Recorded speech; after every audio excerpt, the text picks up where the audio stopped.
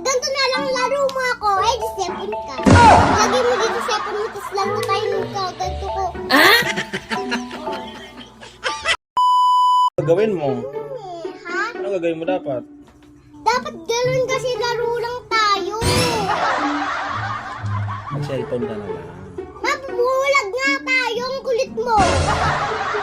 Ba't mabubulag? Kasi, palagi tayo sepon ng mata natin. Kaya mo mag-cellphone. Ano gagawin natin? Gusto mo na ako kalaro eh. Yes. Magsi-cellphone ako eh. Cellphone ka na lang din. Ayoko nga kasi, ganito na lang laro mo ako. Ay, di sepon ka. Lagi mo dito sepon mo, tapos laro tayo ka. Ganito ko.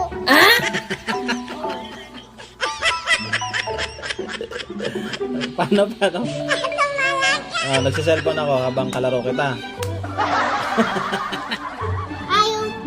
Mag-cellphone ka na lang kasi. Yung ibang bata nga... Nga tayo. Yung ibang bata mo gusto lagi mag-cellphone eh. Ayoko nga kasi may ako nakita sa YouTube. Palagi sepon.